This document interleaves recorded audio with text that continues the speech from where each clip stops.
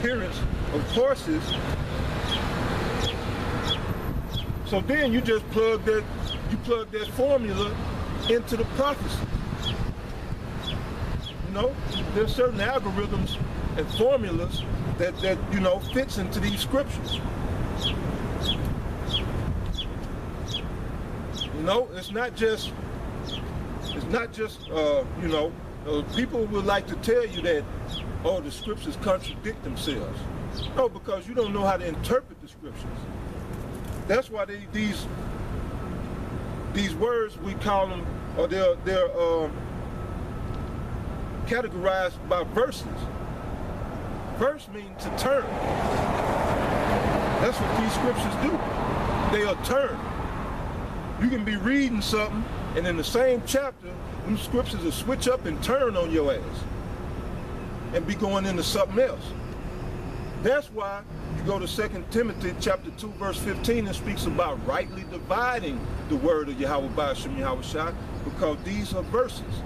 They have the tendency, or not even the tendency, but they do turn. And if you understand, like I say, the algorithm, the spirit, let me just put it like this. If the spirit is dealing with you, then you can know when the scripture is speaking about one thing and then switches up and goes into something else. Because one, you had a teacher that you paid attention to and studied and learned under till you came up to a capable, you know, you came up on a level to where you could start to learn and decipher yourself. But right, how should they hear without a teacher? No? Before I go into that, let me just bring this out.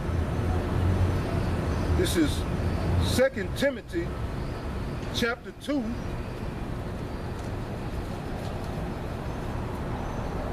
And verse 15. Study to show thyself approved unto Yahweh, a workman that needed not to be ashamed, rightly dividing the word of truth. Why does it say rightly dividing the word of truth? Because these scriptures are precept upon precept, precept upon precept, line upon line, line upon line, here a little and there a little. So you have to be able to rightly divide the word of truth. Because these verses, you know, properly named, because they do turn. And you got to be able to know when they turn. So that's it, man. Study to show thyself approved. And that's what we do day in and day out, man. We doing the work. The men of Great Millstone. The men that I just put it out there like this. The men that follow the teachings of the apostles of Great Millstone. We rightly divide this thing. So now, that being said, we're speaking about the horses and how the horses are related to these ICBMs. So now when you go into the book of Revelation, you can begin to see, you know, these scriptures come to life. You can begin to see what it's talking about. And this is Revelation chapter 9, verse 15. And the four angels were loose, which were prepared, Salakia. And the four angels were loose, which were prepared for an hour, and a day, and a month, and a year, for to slay the third part of men. These are the same angels that in the 7th chapter of the book of Revelation, that the Most High sent an angel to tell them to hold off them winds. He said, hold back the winds, hurt neither the sea nor the earth, or anything that is in the earth, until we seal the prophets, until we seal the elect. So that's what time we're in right now. The angels are holding that wind right now, till all the elect are sealed. So that's why it's so pertinent that we come out to do this work. We're not putting far away the evil day. We're not trying to postpone this thing. We hasten the day. That's what we do in Great Millstone. We hasten the day of Yahweh Ba'ashem Yahweh Shai. So you see us, man, the most diligent group. We out here, man, because we trying to get the elect seed through the power and spirit of Yahweh Ba'ashem Yahweh Shai. We ready to get the fuck out of here, man. We ready to get the fuck out of this kingdom. So we gonna come out here diligent, not being lukewarm and half-assed. We come out here on fire, man, the spirit of Yahweh Ba'ashem Yahweh Shai. All right, this is Revelation chapter 7, verse 1.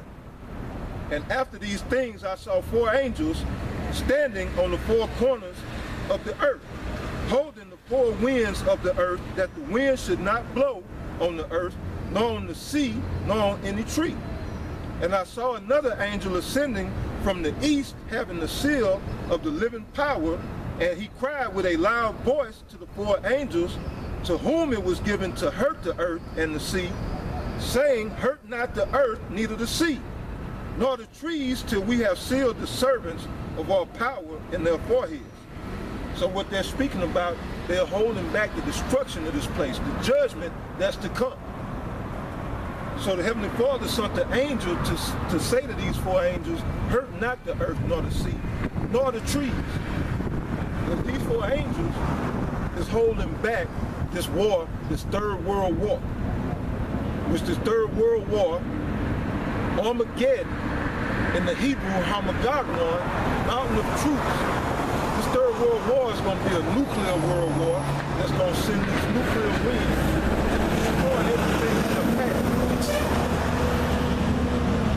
When the nuclear warheads detonate, they give off a super fiery wind, devouring everything in this path. So they're holding back the winds. They're holding back literally the judgment. And if you pay attention to history, if you go into history, you'll notice that there's been many times that, you know, well, there's been a few times, I ain't gonna say many, but there's been a few times that the U.S. has come close to nuclear war. But then it would die down, because it wasn't time. The elect hadn't been sealed. Now the elect are being sealed, and we see, man, this war is ramping up. It's turning hot. This war is turning hot. And when it goes hot, the heat is going to be kicked up, literally, by way of these nuclear warheads. So now when you go back to the 9th chapter, you can understand why it was saying in the 15th verse, and to the 4 angels, and the 4 angels were loosed, which were prepared for an hour and a day and a month and a year for to slay the third part of men. The third part of men are the sons of the wicked. So when they finally get the go-ahead, the sons of the wicked are going to be slain. They're going to be brought down. No more will the wicked rule over the face of the earth. Their heaven is going to come to a close. It's going to be the end of the rulership of this so-called white man, so you can understand. So that's the time, man. That's the time. And it says in verse 16, and the number of the army of the horsemen, going back to Joel, the 2nd chapter, the horsemen are the missiles. So it says, and the number of the army of the horsemen were 200,000. What is that? 200 million nuclear warheads. That's what that's talking about. 200,000 is 200 million nuclear warheads, specially reserved for the good old US of A. Specially prepared to destroy this wicked kingdom. That's the number of the army of the horsemen. I got to read that again. This is Revelation chapter 9, verse 16. And the number of the army of the horsemen were 200,000. And I heard the number of them. And thus I saw the horses in the vision, and them that sat on them having breastplates of fire and of jacinth, and brimstone. And the heads of the horses were as the heads of lions. And what do the head of a lion do? That's where he devours. That's where the teeth are. That's where he tears and rips in pieces. That's where a lion's power is. So they had heads of lions, and out of their mouths issued fire and smoke and brimstone. That's right. Out of their mouths issued fire and smoke and brimstone. That's the warheads. When the warheads open up, then the actual missile comes out of the nuclear warhead. You know? So that's what it's talking about. The actual warhead itself actually opens up like a mouth and shoots forth the actual missiles. Or the warheads, if you want, if you will. So it says, by these was the third part of men killed, by the fire and by the smoke and by the brimstone which issued out of their mouth. For their power is in their mouths, and their tails, and in their tails.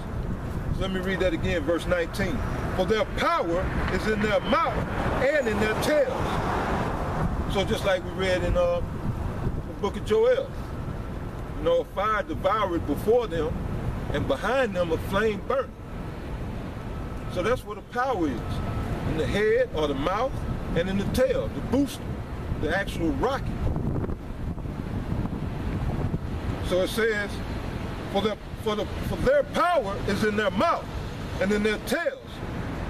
For their tails were like unto serpents, and had heads, and with them they do hurt. So yeah, that's what time we're coming to. Nuclear warfare. So again, back to Joel chapter 2, verse 3. A fire devoured before them, and behind them a flame burning. The land is as the Garden of Eden before them. Right, it's all beautiful. You got grass, flowers, trees, shrubbery, hedges, so forth and so on. And behind them a desolate wilderness. That's what America's future is. That's America's judgment. To be a desolate wilderness. So many scriptures on that. Plenty of scriptures on that, man.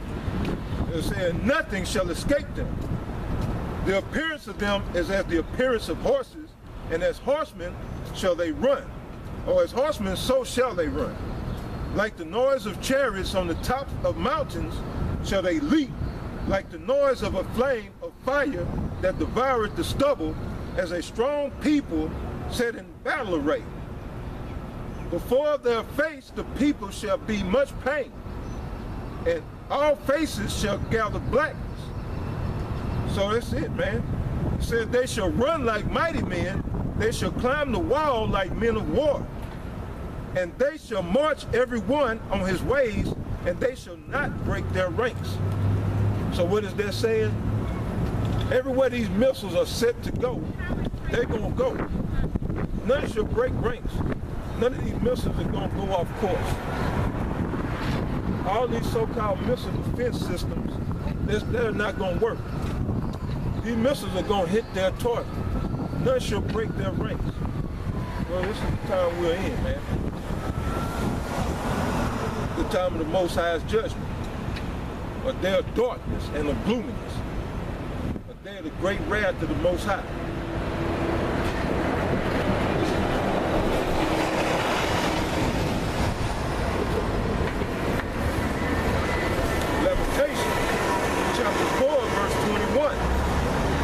Rejoice and be glad, O daughter of Edom, that dwellest in the land of Uz. The cup also shall pass through unto thee. Thou shalt be drunken and shalt make thyself naked. So rejoice, O daughter of Edom. Edom is the so-called white people. This judgment is coming for you so-called white people. And what we read is spoke about in the book of Revelation, the third part of men. Right, the third part of men, the sons of the wicked, those are the Edomites. So along with Jake, the two major players, man, Jacob and Esau, those are your two main characters. You got the good guy, Jacob, and you got the villain, that villainous scum, Esau. The so-called white people who calling the shots, running the show. It's all about Jacob and Esau. So this time is going to be the time for the white man's downfall. Let me bring this out again. Lamentation, chapter 4, verse 21. Rejoice and be glad, O daughter of Edom, that dwellest in the land of Uz. The cup, again, like I spoke on earlier, the cup of the wrath of the Most High's fury, which is going to be poured out without measure in these last days. You white people, man, you Edomites, so-called white people, y'all gonna drink of that cup, man. Just like it said, you're gonna be made drunken. It's gonna be poured out without mixture. The Most High is furious. The Most High wrath is already set upon this place. But go ahead and rejoice while you still got time, Esau. The Most High wrath is dead set against this place already, man. You got wildfires in Cali and surrounding states. Wildfires, man, raging, out of control. You got floods going on in certain places. I forget the exact state, but you got floods that's, man, killing people, destroying people's homes. Here in Houston, man, we had floods, record amounts of rain, people losing their houses,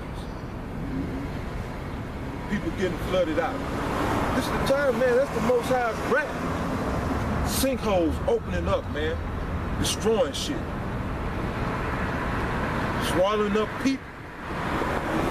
That's the wrath, that's just the tip of the iceberg of the wrath of Yahweh Ba'ashem Yahushua. Still, you people, y'all don't take heed.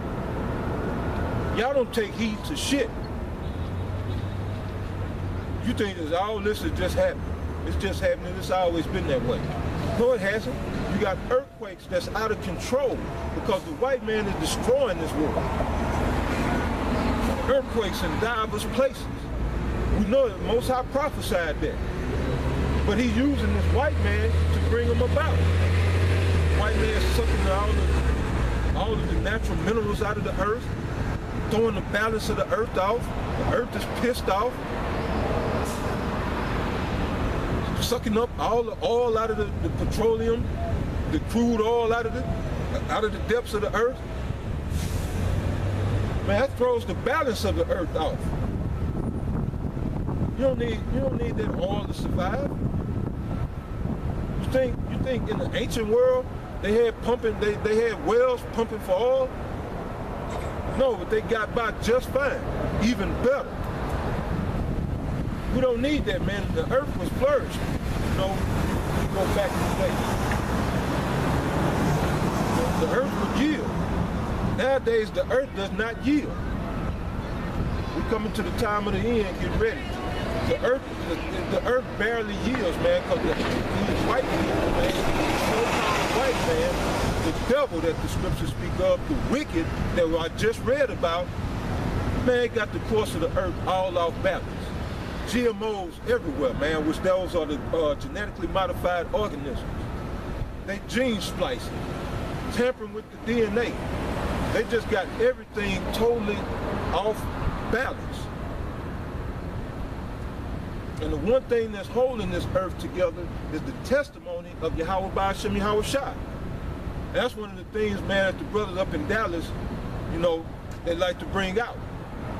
That the law is going to restore this place. That's why you see so much wickedness. No one's upholding the law.